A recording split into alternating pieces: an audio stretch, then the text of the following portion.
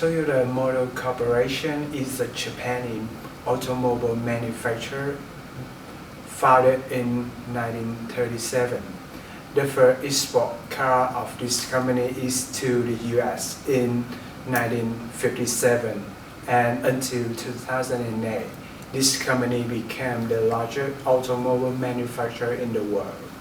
Now Toyota is the heart of global manufacturing, a company that has grown within 70 years to become the world's largest vehicle manufacturers. In our group presentation today, we show Australia, US, China, and Norway as the 4 countries to take a research about it. China is important for Toyota as it's not only the world's largest car market, but also the largest electric vehicle market. According to a projection, EVs make up 70% of all vehicle sales in China in 2030. Another reason is that Chinese consumers continue to increase their preference for Toyota due to the high environmental performance, as new car sales in China for this brand in the last year reached 1.62 million, which is only lower than that of the US.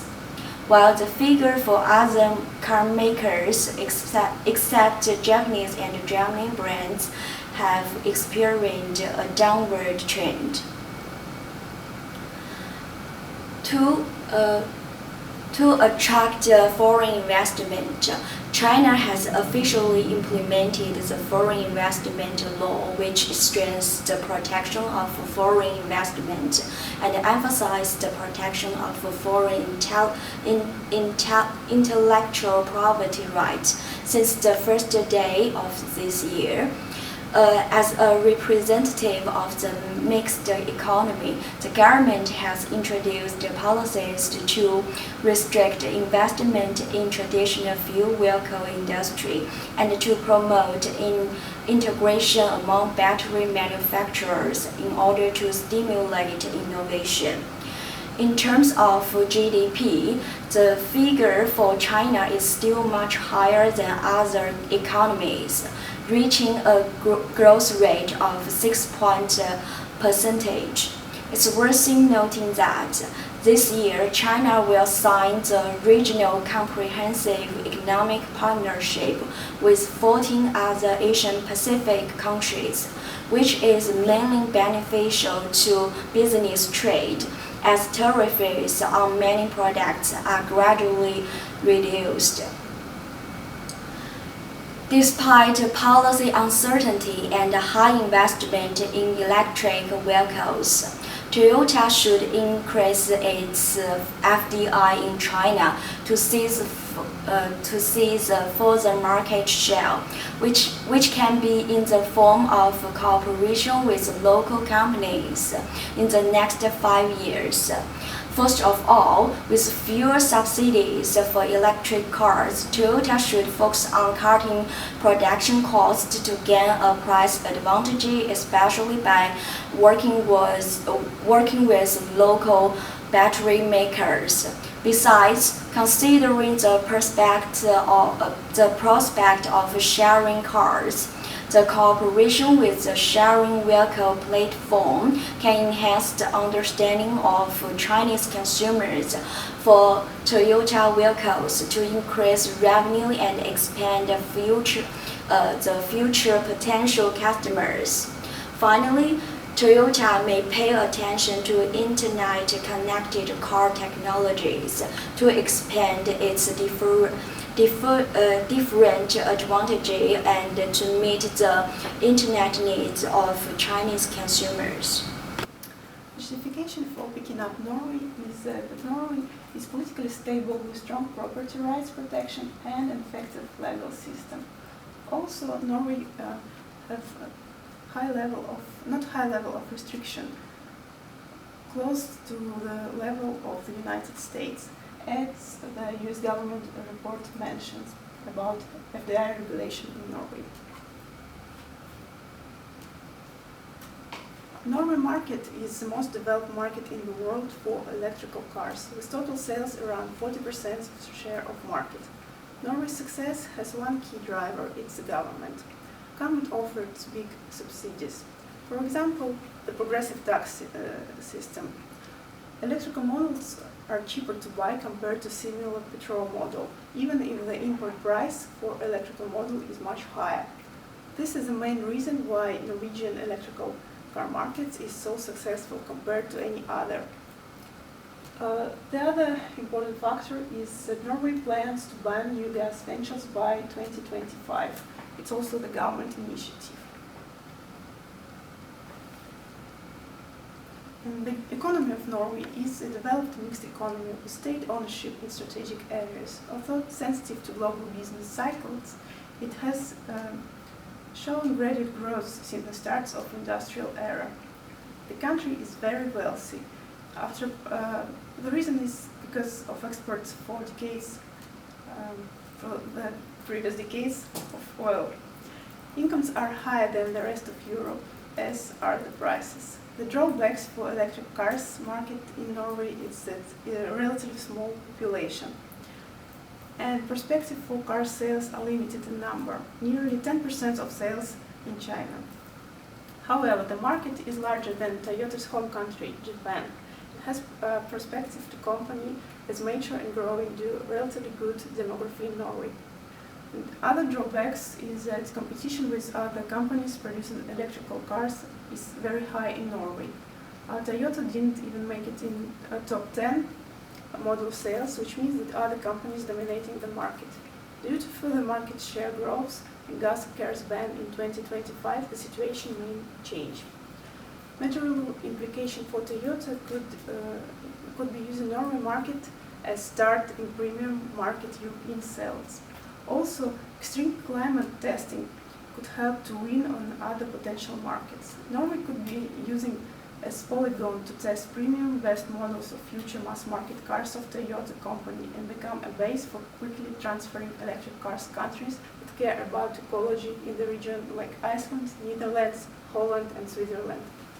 If company win on this market, it can bring attention to mass consumers. I am Rosie. In my part, I will talk about the Toyota Australias. There is a significant case of Toyota when they still retain a significant local presence in Australia beyond the closure of local vehicle manufacturing operations.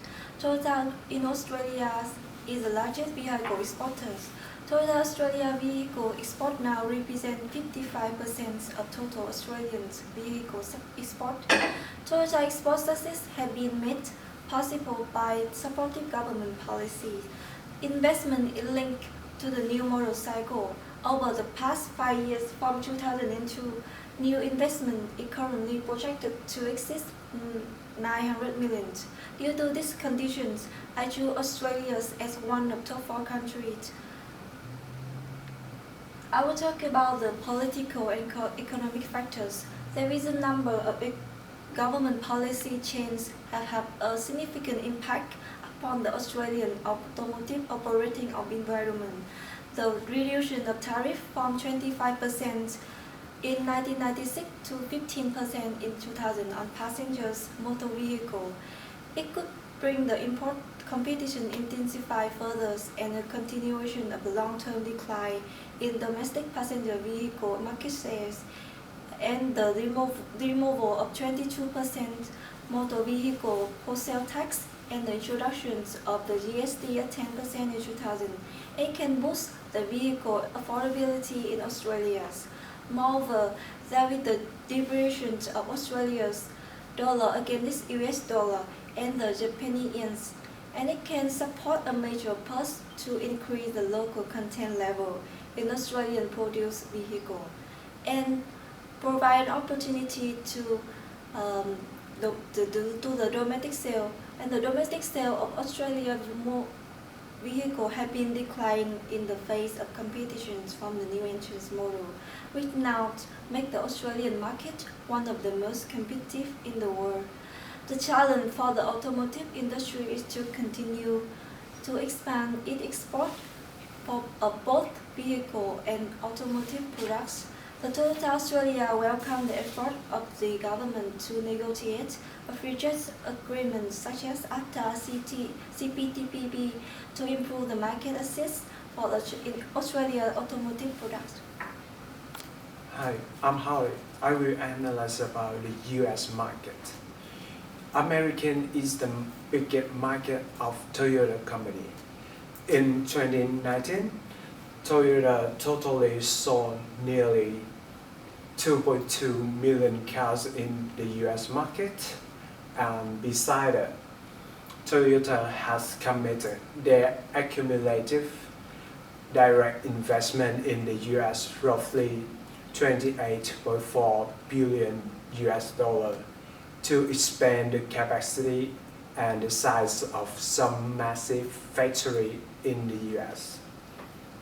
In particular, the investment in Alabama plant were nearly $300 million and added 450 new jobs to become the largest hiring list in the plant's history. The US policy to support e-car is the zero-emission vehicle. This is the California state regulation, followed by 10 other states that require automakers to sell the electric cars and trucks, and it also provides financial support for an electric vehicle purchase. These are some implications to how the Toyota access the US market. Japan and US signed a trade agreement to cut the tariff on the US farm goods, Japanese machine tools, and other products. They also are negotiating to reduce the US tariff on Japanese cars and car parts. In addition, CPTPP was signed by 11 countries, including Mexico, Canada, and Japan. One of the purposes of CPTPP is to eliminate the tariff on motor vehicle and motor vehicle parts. Another agreement is USMCA, which is the replacement for NAFTA, allow automakers to receive the tariff-free access. The economic factor of the US. The GDP rate of the US grew to 2.1% and their GDI grew to 0.9%. The average of GDP and GDI also referred to the gross domestic output and consider a better measure of economic factor.